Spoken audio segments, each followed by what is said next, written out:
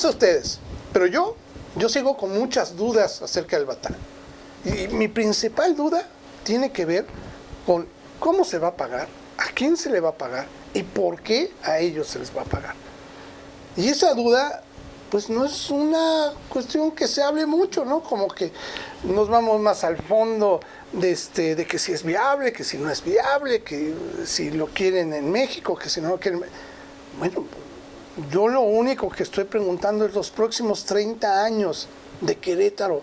Vamos a estar pagando un proyecto que nos va a costar, bueno, las lágrimas prácticamente, y por eso sí quise invitar a un experto, además amigo de Querétaro de verdad, colaborador cercano y que apreciamos mucho, para que nos pueda platicar y que nos dé su punto de vista como experto que es en estos temas. Estoy con Carlos Rentería. Gracias, amigo, por pues atender mi llamada y pues ayudarme a ver lo que, te lo digo honestamente, no han querido platicar, ¿eh? O sea, yo he tratado de acercarme, de ver, veo que los legisladores están, pues, no sé si entresumando, jalando hojas o hablando, pero hablan más del proyecto.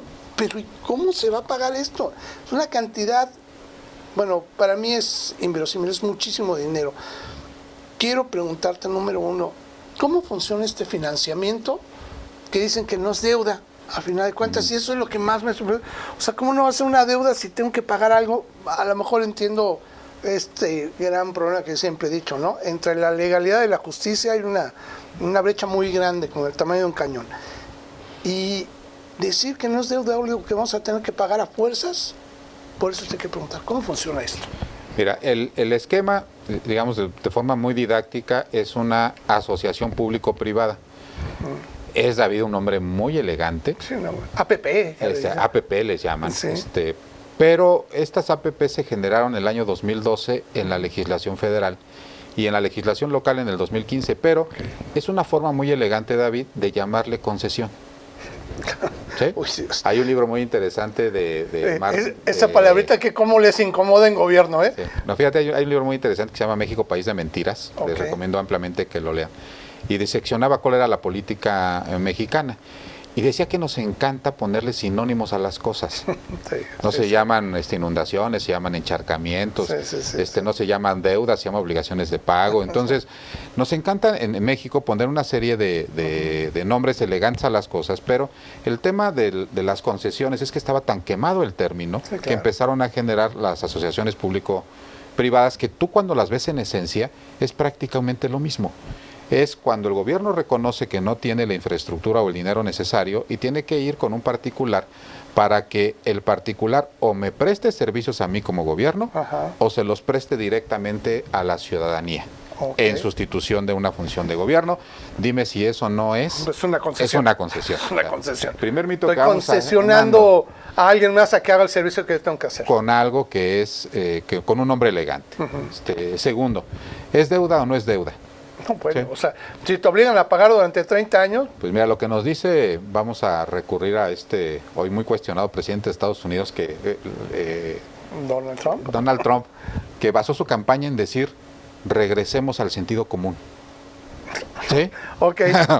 Regresemos al sentido común. Sí, claro. Aunque hay ocasiones en que para los panistas, que son los que tratan de explicar esto, el sentido común es el menos común de los sentidos. Totalmente de acuerdo. Regresemos al sentido común. Si lo tengo que pagar y hay un contrato que me obliga a pagar durante 30 años, pues llámalo como lo quieras llamar.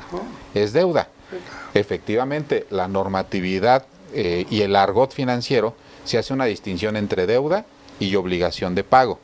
Pero el efecto financiero, David, de una deuda y una obligación de pago es exactamente el mismo en términos contables, en términos financieros y en términos del sentido común de la gente. ¿Se privatiza? Claro que se privatiza. Bueno, se lo está dando a un particular, ¿no? Le estás dando algo que debería de ser una función del Estado a un particular. Eso aquí, en Cancún, en China, en Baja California, por citar los extremos de nuestra hermosa República Mexicana, pues es privatización. Totalmente. Cualquier actividad que corresponda al servicio público que sea otorgada a un particular en cualesquiera de sus procesos, porque acá lo que defienden es que dicen, bueno, pues es que la Comisión Estatal del Agua va a seguir brindando el servicio, te va a seguir llegando el recibo de la Comisión Estatal y le vas a tener que pagar y todo. Pero una parte del proceso está cedida a un particular. Por supuesto. Y eso es privatización. Al menos así es como dice el proyecto originalmente, porque el particular... Ahora, yo tengo esta duda. Este particular, entiendo, número uno, que no es un banco. O sea, y ahí es en donde me surge la mayor duda. O sea, ¿él tiene los 9,000 millones de pesos para hacer las cosas o cómo funciona esto? Fíjate que a lo mejor aquí voy a cometer una tremenda indiscreción, pero los documentos de la corrida financiera que hizo la Comisión Estatal de Aguas para mandarlo a la legislatura son extremadamente generosos en decirnos qué es lo que van a hacer y la estructura financiera del proyecto. Okay. Aquí decían algunos legisladores, bueno, es que no se conoce la empresa o qué empresa lo va a hacer. Claro. No se puede conocer hoy la empresa, David, porque la empresa hoy todavía no hay una empresa ganadora. Si siguiéramos el procedimiento legislativo, y ahorita vamos a ver que tiene también sus complejidades, primero se lo aprobaría la legislatura y luego harían el concurso y luego las empresas participarían y luego tendrías una empresa ganadora. Ah, ok. O sea, ahorita todavía no se sabe qué empresa. No se sabe qué empresa. Okay. Pero lo que sí dice el proyecto es qué requisitos le vas a pedir a la empresa. Ok. ¿Sí? ¿Qué requisitos le vas a pedir? En términos financieros está muy curioso el asunto porque tú cuando dices no puedo yo hacer el proyecto porque no tengo el dinero, y eso lo ha dicho el Poder Ejecutivo en diferentes foros, pues entonces tú te asocias en una asociación público-privada o le das la concesión a alguien, que para el caso es lo mismo, a alguien que sí tiene el dinero. Claro, perdón, es lo primero que yo pienso, eso, ¿no? Oye, pues recurro a alguien que tenga el dinero. Pero lo que nos está diciendo el proyecto que presentaron es que solamente le van a pedir a la empresa para poder participar en el concurso o a la empresa que gane o a la que se le adjudique, que tenga de los 11,000 millones, 500 millones de pesos que sean de la empresa. ¿Cómo? O sea, ni el 10%. El 5%. No. A ver, ¿Sí? Perdón, aquí a lo mejor yo soy tonto, no quiero entender. O sea, entonces, ¿de dónde van a sacar los otros 8,500? Los otros 10,500 millones de pesos. Aquí viene lo curioso. Bueno, el proyecto dice, te voy a permitir que los consigas prestados. No. Entonces, tú le entras de los 11,000 millones de pesos con 500, que son tuyos, que en finanzas conocemos capital de riesgo, es decir, lo único que está arriesgando la empresa son 500 millones.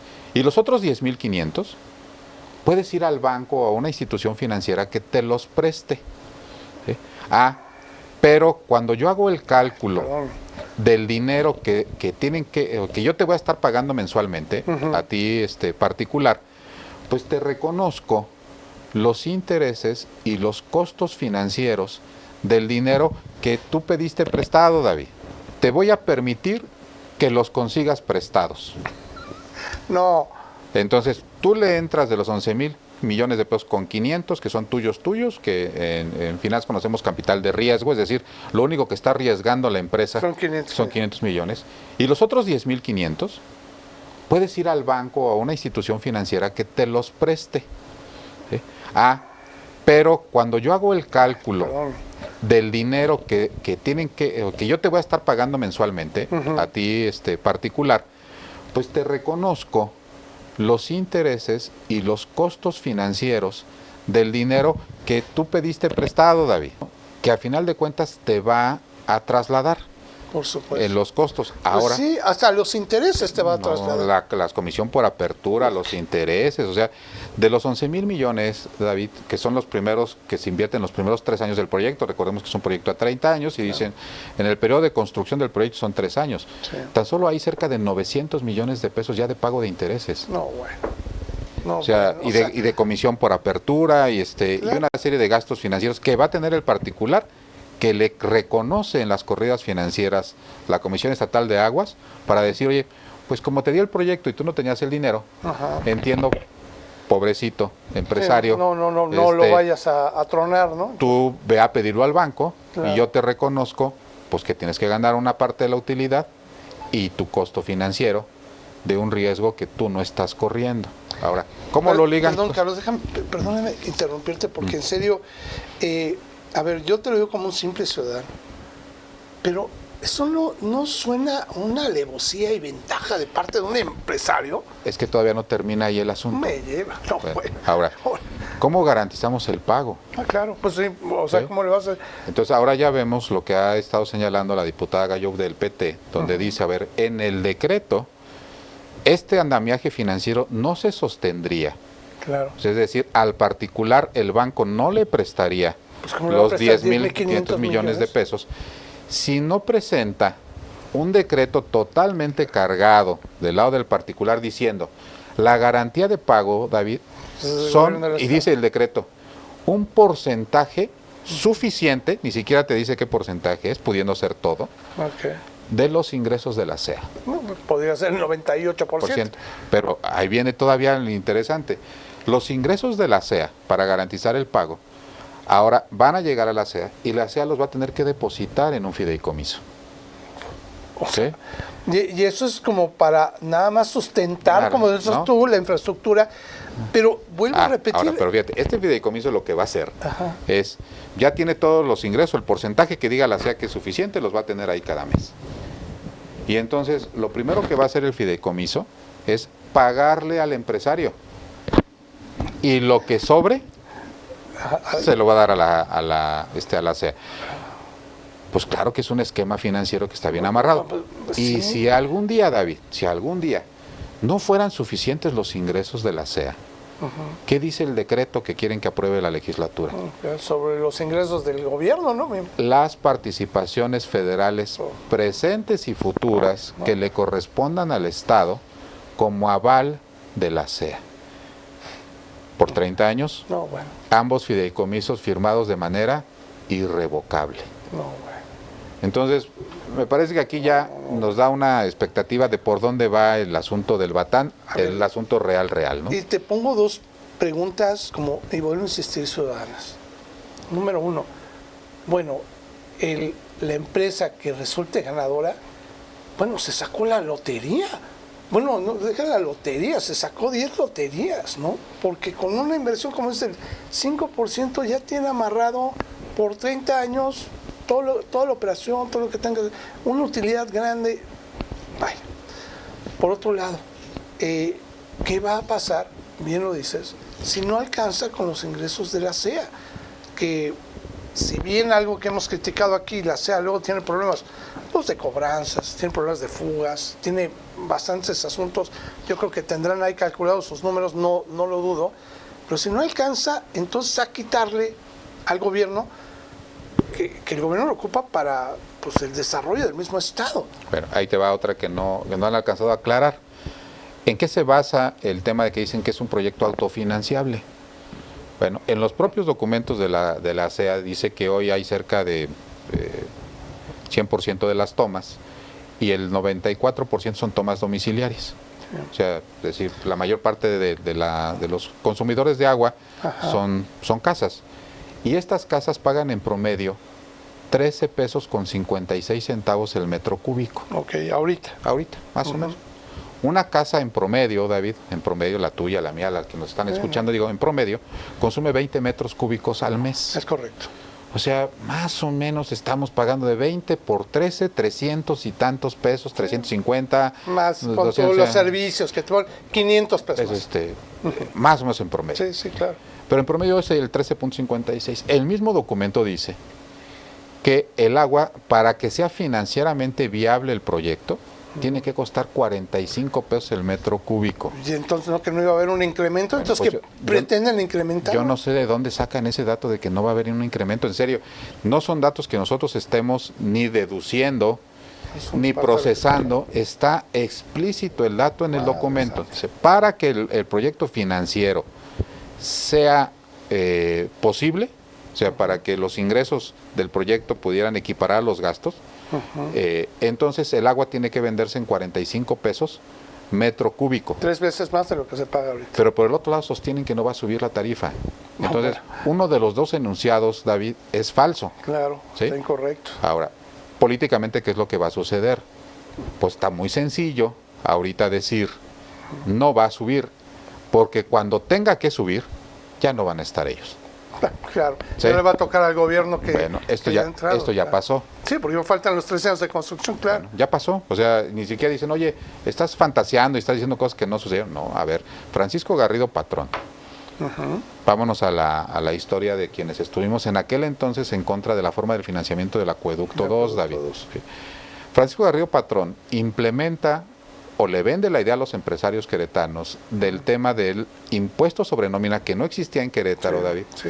para financiar el Acueducto 2 y darle viabilidad hídrica al Estado por 30 años. Y ahí están las declaraciones Sí, de Francisco Garrido. Ese mismo que incluso incrementó el impuesto sobre la nómina en el sexenio ahorita de Curi. Bueno, pues en aquel entonces no existía ese impuesto en Querétaro y lo implementó Francisco Claro. Garrido y lo dijo que era para el tema de la construcción del Acueducto 2. En el 2006 nos dio una sorpresa, David. Dijo, no, se va a financiar con recurso público y entonces lo concesionó. Ok. ¿Sí? Sí, está Un gobierno del PAN. concesionado. Porque hoy al PAN pone a Francisco Garrido como si Francisco Garrido no hubiera tenido la visión que tuvo hace 20 y tantos años, hoy no tendríamos la capacidad del agua. No, pues si la visión que tuvo Francisco Garrido fue una visión de negocio que no estaba diseñada así.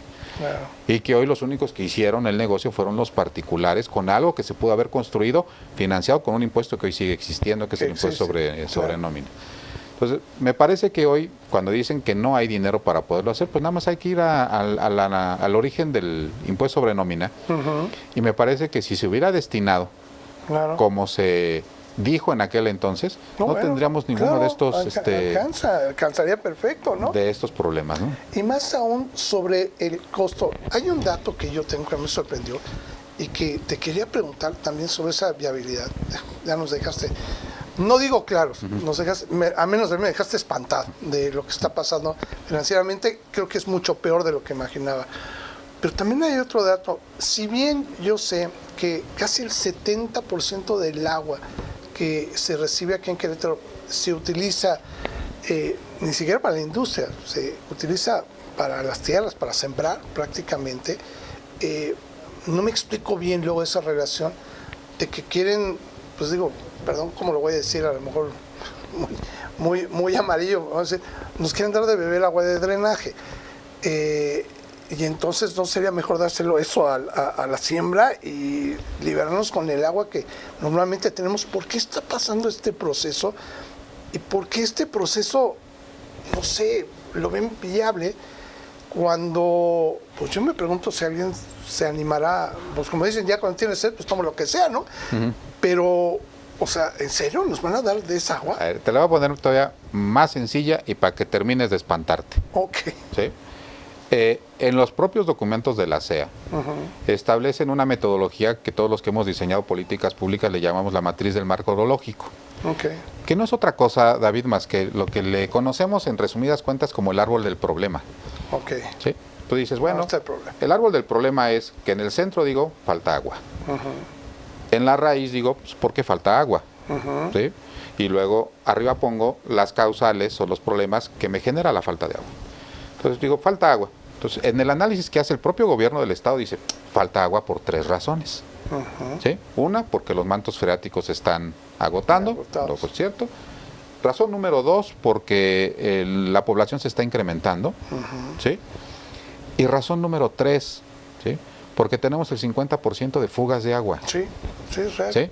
Entonces, cuando el Poder Ejecutivo dice, denme una solución alterna, David, pongan una solución sobre la mesa, yo ya puse una. No, bueno, se ponen bien creativos. Pues yo le pongo ahorita una solución al Poder Ejecutivo y decir, tapa las fugas. Pues sí, yo creo que sería la primera, ¿no? Porque el 50% del agua que hoy se tiene disponible se pierde en fugas. Es una locura. Sí, bueno. Ellos... Y saldría más barato, ¿no? Bueno, o sea, me imagino. Está en su propio análisis del problema, a eso voy. O sea, ni siquiera lo estoy inventando, David. O sea, está en su propio árbol del problema. Nada más que ellos se fueron. Y te lo voy a poner así como un ejemplo, si tú quieres, muy sencillo, ¿no? Para la gente que nos está escuchando. Hoy decimos que la gente promedio paga 300 pesos de recibo de agua. Imagínate que un día te llega el recibo por 1,000. No, bueno, brincas, pues gritas. brincas, ¿no? Entonces lo que te dices es que mandas llamar a un plomero y te dice, oye, tienes fugas. Claro. Tienes fugas. Y tú tomas la decisión, tú estás en tu árbol del problema y dices, pues me hace falta agua, pero tengo fugas. Dime, David, ¿Qué haces? No, lo arreglas. ¿Mandas traer una pipa para que te dé más agua o arreglas las fugas? Arreglas la fuga. Bueno, pues es de sentido común. Volvamos al sentido común. Pero otra vez es lo el mismo. menos común de los sentidos. Sí, volvamos al sentido común. ¿Sí? El tema de Singapur, por ejemplo, que ellos se placen en mostrar, ¿no? Y decir, ay, es que en Singapur ya hay este proyecto y allá funciona. Sí, nada más que no han adentrado en la política pública de Singapur, que tuvo exactamente el mismo árbol del problema. ¿Y qué crees que fue lo primero que hizo? Tapar las fugas. Tapar las fugas. Pues sí. Y lo primero que llegaron es a disminuir el sistema de fugas al 5%. ¿Sí? Y entonces cuando dijeron, mira, aún tapando todas las fugas, seguimos presentando un problema del agua, entonces vamos a buscar un sistema de regeneración de agua. Claro. ¿Sí? Y aún así no se la dan a la población, salvo en casos, lo dice el propio la política pública de Singapur, cuando es extremadamente necesario. Claro, ¿sí? No hay de otra. Entonces, aquí realmente está muy sencillo. Cuando dice otra vez el Ejecutivo, pónganme una solución sobre la mesa. ¿Sí? Yo la realidad es que me gustaría mucho que los 25 diputados de la legislatura vieran este programa, yo creo que así va a ser. Seguramente. Para que decirles lo siguiente, yo no sé qué sienten los diputados cuando uno de los poderes les dice, ponme una propuesta en la mesa. ¿Sí? Pues la propuesta en la mesa está bien clarita, mira, en el próximo presupuesto que deciden los diputados, David. Tapamos las fugas. Pues te recortamos algunos rubros que consideremos que no sean necesarios y con ese dinero construimos el sistema. Ahí está la propuesta. Ya, claro. O sea, oye, es que dice el Ejecutivo, no hay dinero. Pero en nuestro sistema político, ¿quién dice en qué se gasta el dinero? No, pues ellos mismos. La legislatura del Estado. Okay. ¿Sí? No es el gobernador. Sí, claro. ¿Sí? Quien dice en qué se gasta el dinero claro. es la legislatura del Estado. Entonces, yo no me esperaría ver uno solo de los diputados, David, uno solo, argumentando, diciendo no hay dinero, cuando ellos son los encargados de distribuir los más de 60,000 millones de pesos que tiene el gobierno del Estado. ¿Quién tiene la solución, David? No, pues la legislatura. La legislatura. Totalmente. Entonces me parece que no hay una circunstancia en donde digan, pues no hay dinero, ¿no? Por supuesto que hay dinero. El tema es en qué lo estamos gastando. ¿Y en qué se permite? Yo recuerdo siempre esas peleas a principio de año por tratar de determinar en qué se va a gastar el dinero, en que analizan esto, y pues termina siendo en lo que propone el gobernador, algunos cambios, algunas cosas. Pero bien lo dices, ¿no? Creo que hay dos temas muy importantes. Uno de ellos es, ya basta de este financiamiento que solamente enriquece a particulares, porque para mí ese es el raciocinio, al menos como ciudadano, así te lo diría, después de lo que acabas de decirme. Yo nada más estoy viendo que vamos a hacer rico a otra familia, a otra empresa, como tal. Y punto número dos, pues tenemos que atender lo primero. Las fugas es algo que se me hace increíble que se permite que la CEA no haya contemplado con ninguno de los proyectos y que yo, a menos que tú me digas lo contrario, yo no ubico que tengan o que hayan solicitado un presupuesto para cambiar todo el drenaje, porque también entendemos que es un drenaje que tiene más de 30 años y que tiene, bueno, no el drenaje, perdón, el sistema de tuberías, y que además nos los cobran a todos los usuarios y nos los cobran como si fuera de cobre la tubería, bueno, si fuera. A final de cuentas, también te quiero preguntar, Carlos Rentería, y te lo preguntaba, ¿y qué tanta legalidad hay en todo este círculo extraño y entre financiamientos, aguas que no deberíamos de beber, inversiones que no se deben de hacer por ahí? ¿Qué tanto hay de esto? ¿Sí es totalmente legal todo esto? Pues mira, la realidad es que ha sido un poquito curioso y a veces hasta divertido ver cómo se distrae el debate en la legislatura del Estado. Sí. Y cómo unos dicen una cosa y cómo dicen otra, y cómo perdemos de vista la objetividad del principio de legalidad. ¿Sí? Y te voy a decir qué es lo que va a terminar con este debate, o sea, porque parecería que es un debate técnico, O sea, si es posible o no, si la tecnología o no permite lo que pretenden hacer. Parecería que es un debate político, David. Sí, no, bueno, está subido en un debate político. Que si lo autorizó la presidencia de la República, que sí, que Conagua también dio que Conagua dio su aval, que eso no es cierto. No te es lo voy a cierto, demostrar, claro que no. Qué bueno que me dices. Yo te puedo demostrar y te voy a mandar el documento que anexaron ellos mismos al proyecto, que es el acuerdo que firman con la Conagua, y en ninguna parte del acuerdo con la Conagua se establece que el destino del agua sea para consumo humano. ¿Sí? Pero lo que sí establece es que se tienen que respetar las normas oficiales mexicanas. Entonces me parece que la Comisión Nacional del Agua hizo un documento que jurídicamente los blinda muy bien, porque saben en el fondo que no pueden validar. A mí me da mucha curiosidad cuando dicen, es un proyecto que ya validó la Conagua. ¿Qué dicen? Sí, ¿dónde está el proyecto? No, pues todavía no hay proyecto. Pues todavía no hay proyecto. ¿Una idea? Porque todavía no hay concurso, porque todavía no hay empresa, porque todavía no hay planos, porque todavía no sabemos si vamos a tener las patentes de la tecnología. Pues no hay proyecto. ¿Qué avalaron? Una idea. Una idea. ¿Sí? Entonces, en un convenio no se puede poner que se avala una idea. Lo que le dice el convenio de la Conagua al gobierno del Estado es, ahí está el batán. Okay. Ingrésale 50 millones de metros cúbicos y sácale 50 millones de metros cúbicos. ¿Sí? Y cumple la normatividad vigente. Ok. Bien, ahora. Pero eso fue lo que avaló. Eso fue lo que avaló. No dice en ninguna parte, por favor, sácalo de ahí, todo lo que ha estado diciendo los funcionarios que dice el convenio de la Conagua. A veces me da la idea de que la propia Conagua estatal ni siquiera ha leído el propio convenio que firmó la Conagua. Pero bueno, porque no lo defienden así. Ahora, ¿por qué digo que es un tema que debería ser un poquito más de fondo? Primero, ¿sí? Vayámonos al futuro, pensemos que el futuro es hoy, David, y que el proyecto ya está terminado, y que sale el primer litro de agua del sistema El Batán. Okay. ¿Sí? La norma 127 dice que el agua que sea para consumo humano no puede venir de aguas tratadas, y esas, por más que digan que si vienen de plantas regeneradoras, porque ahora ya no le llaman plantas tratadoras, y que va a pasar un ratito por la presa del Batán y que va a pasar por una serie de humedales, pues sí hay agua tratada allá adentro. ¿Sí? Claro. Hoy no cumple la norma, o sea, hoy no podrían vender ni podrían proporcionarle a un solo queretano, de acuerdo a la norma, un solo litro de esa agua. ¿Sí? Hoy. Porque es tratada. ¿Sí? O sea, ahorita las leyes impiden eso. Impiden eso. Entonces, el objeto sobre el cual está pidiendo el Ejecutivo la autorización a la legislatura es un objeto que no es lícito, David. ¿Sí? Hoy la normatividad no lo permite.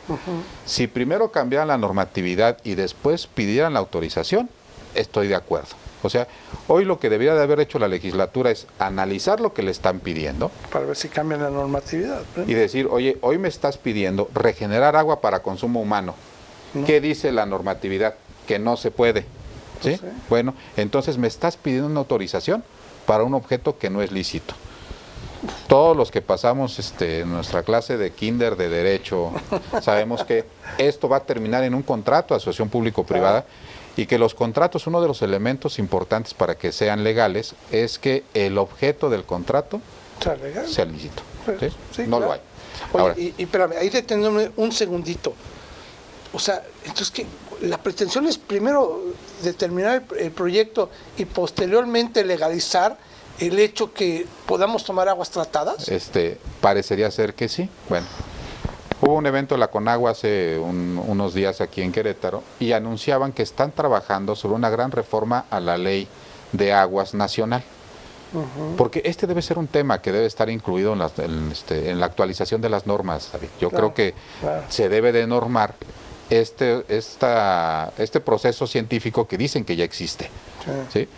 Entonces, pues ahora sí me parecería que más valdría la pena pues esperar a que el objeto, insisto, del decreto y del contrato que va a ser origen del decreto tenga un fin lícito. Hoy no lo tiene. Claro. Ahora, eso es con respecto de la materia del decreto. Ahora vamos a ver el proceso, David. ¿Cómo llegó hasta ahí la idea? Claro. estamos regidos en México por una serie de leyes y una serie de compromisos internacionales. Entonces, en Costa Rica hace algunos años se firmaron algunos acuerdos que tienen que ver con la forma en la que se tienen que dirimir las controversias que tengan que ver con el ambiente, que son aplicables al Estado mexicano a partir del 2021. ¿Sí? Los acuerdos de Escazú, que han estado diciendo mucho los ambientalistas, pero fíjate la profundidad de estos acuerdos. ¿Qué es lo que te dicen estos acuerdos? Cuando vayas a tomar una decisión que tenga componentes ambientales y que ponga en riesgo la salud y el medio ambiente, número uno, tienes que hacer consultas amplias, David. Por supuesto. ¿Sí? Por supuesto. Cosa que en el caso del Batán no ha sucedido. Segundo, recientemente vi que el coordinador de la bancada de Morena pidió que se hiciera una consulta popular, pero no es solamente una consulta popular, por lo que me estás diciendo, ¿no? Tiene que haber expertos, tiene que haber una serie de gente, no votar los ciudadanos a esto, ¿no? Entonces, ¿qué es lo que dicen los acuerdos? Y que la Suprema Corte de Justicia de la Nación ya ha estado aplicando en casos similares. Primero, que tiene que haber una consulta muy amplia a la ciudadanía. Segundo, que tiene que regirse bajo el principio de máxima publicidad. O sea, hoy tú, los que nos están escuchando y todos, tan este principio no ha existido que todo el mundo tiene un montón de dudas. Claro. Si hubiera existido el principio de máxima publicidad, no lo hay. Pues me parece que ya las dudas tendrían que ser las menos. Y viene la parte más importante. Estos acuerdos lo que obligan es que cuando David y Carlos, funcionarios públicos, tengan que tomar una decisión, fíjate, que tenga los siguientes componentes. Que tenga una duda científica sobre lo que si se pretende o no es posible. Fíjate, nada más es con el celo de la duda científica. Y que si los efectos pueden causar un daño potencial a la gente y se desconoce el tamaño del daño, entonces tiene que aplicar, David, el principio precautorio. Que es, oye, voy a construir el proyecto del Batán. ¿Hay duda científica? Pues claro que hay duda científica. Muchas. ¿Sí? Oye, ¿se desconoce si hay daños potenciales a la salud de los queretanos? ¿Se puede medir? Claro que no. ¿Es potencial? Sí. Entonces, ¿qué dice el principio precautorio? La autoridad, ¿qué debe de decir? No. No. O sea, no hay más. Fíjate, no hay más. Y te tengo que comentar un video que nosotros, aquí mismo estuvo sentado activista Pueblito Rangel, y Pueblito dejó una duda que se ha vuelto uno de nuestros videos más virales. El hecho tan sencillo de decir, si esas aguas que van a pasar por el drenaje se van a tratar, vienen de desechos que hacen las industrias en Querétaro y que son muy graves, ¿no? Y, o sea, a mí que me digan que esos desechos no van a afectar el proceso, y eso es una duda. Pero fíjate lo que deberían de estar, o lo que tendría que estar pasando en la legislatura, ¿sí? Bajo este principio precautorio, nada más deberían de hacerse dos preguntas. ¿Hay duda científica? Pues claro que la hay, porque han escuchado diferentes versiones. Oye, ¿está estimado el daño potencial a la gente? ¿Y hay daño potencial a la gente? Sí. Entonces, ¿qué deberían de decir de forma inmediata? No, o sea, la duda no es para investigarla, David. O sea, yo le agradezco mucho a los diputados que dicen, voy a leer, me voy a preparar, voy a preguntar. No, nada más es, oiga, señor, ¿hay duda científica? Sí. ¿Hay daños potenciales a la ciudadanía? Sí. Entonces, no al proyecto, señores, bajo el principio precautorio. Te voy a decir por qué, David. Porque si finalmente esto se llegase a aprobar, ¿sí? Te lo estoy casi asegurando, que un grupo de ambientalistas, tu servidor, tú, vamos a interponer un amparo, ¿sí? Y el proyecto se va a caer, ¿sí? Y evidenciando a quienes no hayan respetado estos principios. Por supuesto. ¿Sí? Entre ellos a los diputados que votaran a favor. Ni siquiera se trata, fíjate lo que te estoy diciendo, por eso empezaba la entrevista diciéndote, creo que el debate está mal encauzado. ¿Sí? Totalmente. Sí, porque hace un debate político, tienes razón. Y debería de ser eminentemente jurídico. ¿El objeto de lo que están pidiendo es lícito o no? No lo es porque la norma no lo permite. ¿Sí? ¿Hay duda científica y riesgos potenciales? Sí. Entonces, bajo el principio precautorio, en las dos respuestas es no. Es no, es un no muy claro. ¿Sí? Pero aquí lo que me preocupa, y te lo digo con honestidad, todos, bueno, no todos los diputados, yo he visto, la diputada Claudia Gayú, desde que vino aquí me dijo que iba a ser un no rotundo, e incluso me han comentado otros diputados, pero hay el temor de que la mayoría de por bancada, incluso el verde ecologista, pensando que sí, ante esto que estás diciendo, que se me hace increíble, que no tengan ninguna duda científica. No lo podría creer, y como bien dices, yo lo comentaba con mis amigos colaboradores, si lo aprueban, ¿qué voy a decir yo al otro día? O sea, me voy a ir de espaldas, no voy a tener palabras, ¿no? Mira, afortunadamente estamos en un sistema de derecho. Okay. O sea, yo sé que las decisiones de la legislatura se toman bajo muchos razonamientos y bajo muchas consideraciones, inclusive a veces de carácter personal y de conveniencias personales, pero yo estoy muy confiado realmente en que si se llegara a dar una de estas cosas en la legislatura y llegara a aprobarse, tenemos al Poder Judicial. Claro. Y afortunadamente tenemos un Poder Judicial renovado a partir del 1 de junio, en donde va a llegar esto. Y cuando tú lees los documentos emanados de la Suprema Corte de Justicia de la Nación, derivado de esto, cuando equiparan el derecho humano al ambiente, cuando establecen que deben de ser derivados de consultas, y ves otras resoluciones, te da una paz, David. Bueno, eso tienes razón. De que dices, mira, esto lo único que va a hacer es que va a evidenciar a quienes voten a favor del proyecto, claro, y los va a poner de cara a la ciudadanía sobre cuáles son las verdaderas intenciones. Y fíjate que no todo el PAN, por decirlo menos, no todo el PAN, yo creo que una gran mayoría de los panistas están en contra del proyecto. Mira, qué interesante. ¿Sí? ¿Por qué? Pues porque son queretanos. Pues sí. David, o sea, por Dios, yo tengo muchos amigos que son panistas, que son, inclusive son más panistas de los que hoy gobiernan, Claro. O sea, si tú analizas los que hoy están tomando esta decisión, no son, David, los que estaban afuera de la Villa de París, rifando un Volkswagen para financiar al PAN.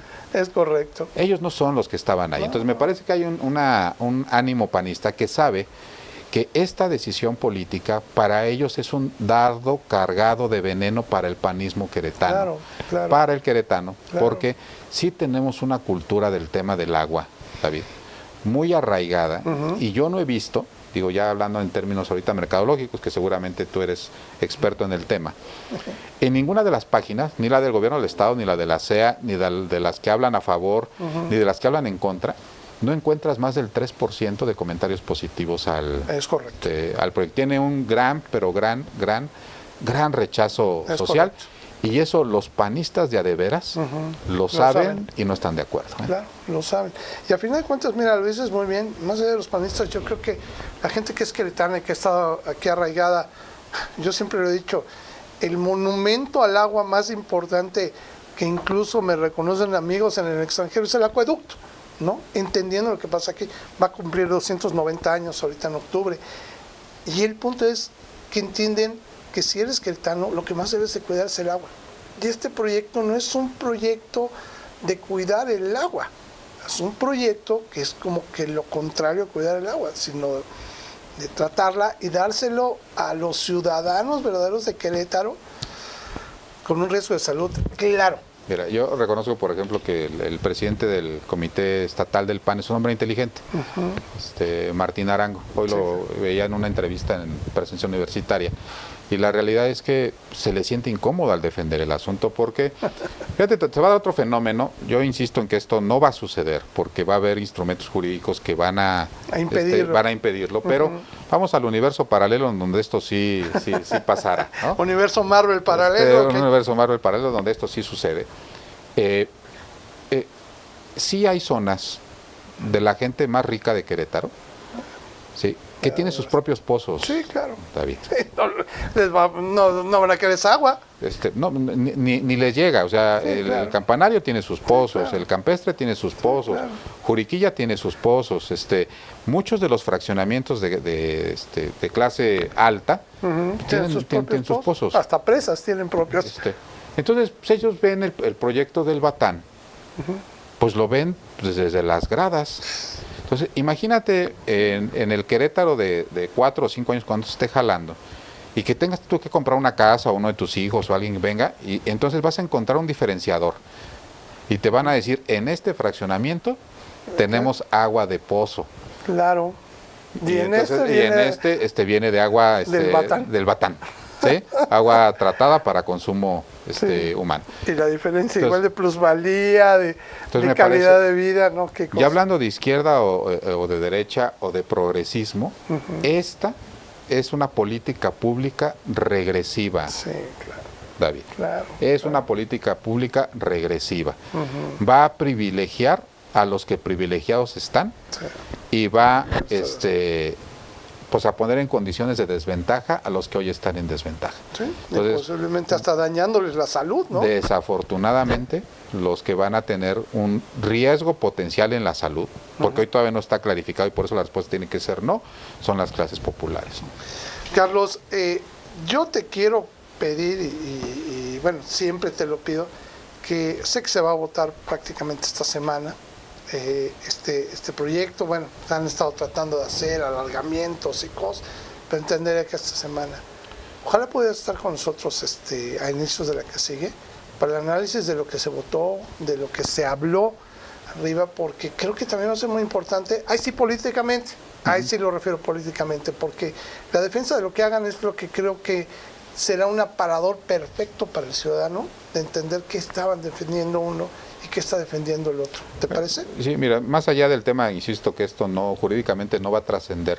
Yo sí le pediría a la gente, a los que nos hacen favor de escucharnos, a los militantes de la 4T, de Morena, PT, Verde, inclusive los militantes del Partido Acción Nacional, del PRI, de MC, porque te digo, esto jurídicamente pues no va a trascender, pero lo que sí tenemos que observar es cómo se comportan nuestros políticos. Es correcto. ¿Sí?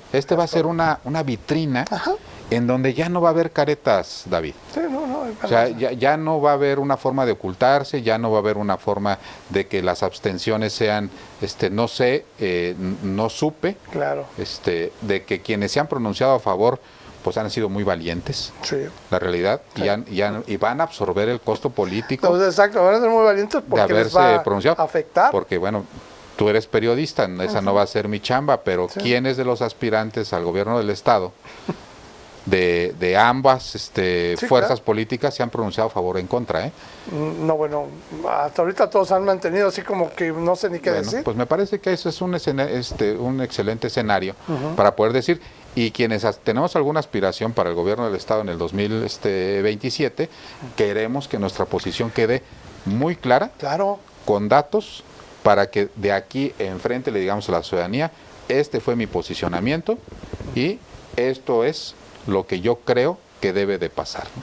Para que quede en esta ocasión bien clarito, porque el tema del agua para el 2027, más allá de la politización del tema, tiene que ser un tema importante para que de una vez conozcamos quienes aspiran a gobernar el estado de Querétaro, cuál es su idea del agua. Porque con esto concluyo. En este sexenio nos han traído con urgencias creadas.